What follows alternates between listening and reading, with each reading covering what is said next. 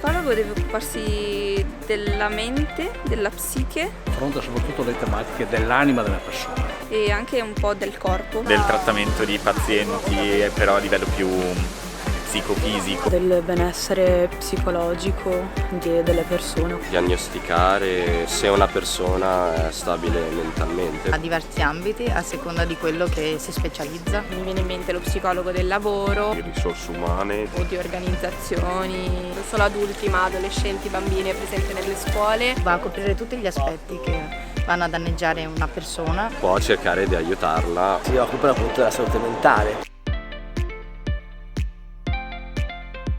Tutti i tipi di contesti, in tutte le situazioni in cui le persone vivono e quindi Possono lavorare sia in ambito scolastico, in ambito pubblico. Nei loro studi privati, nella scuola, nelle aziende, Centri diurni, quindi anche sul territorio. dall'azienda, In un centro di ricerca magari non abbia la sede lì, però magari venga chiamato. ASL, ospedali, scuole, consultori. Università, comunità, centri di salute mentale.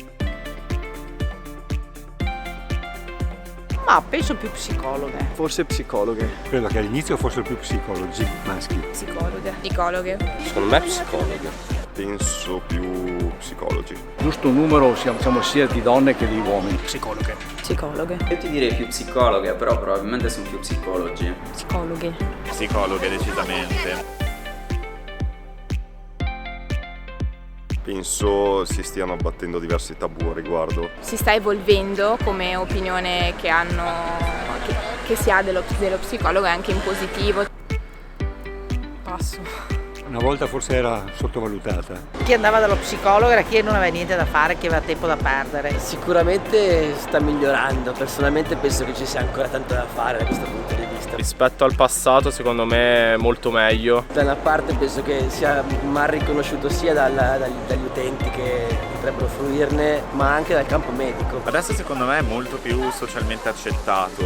Penso che sia molto meglio e sia grazie ai social, Con meno sospetto, quindi all'informazione e anche la migliore istruzione in materia. forse un po' più prevenuto nel passato. C'è ancora un po' di ignoranza di fondo per cui molti si rivolgono allo psicologo quando i problemi sono già in uno stadio avanzato. Ci sono ancora molti tabù, soprattutto nei paesi più piccoli. Rivolgersi allo psicologo aveva quasi uno stigma, no? E psicologo veniva associato proprio a disturbo mentale. Pensano che se vai dallo psicologo sei pazzo, che hai dei problemi. E adesso per fortuna non è più così e lo psicologo viene visto come una risorsa. Più persone stanno vedendo che lo psicologo non è per pazzi, ma è più normale di quel che si pensava.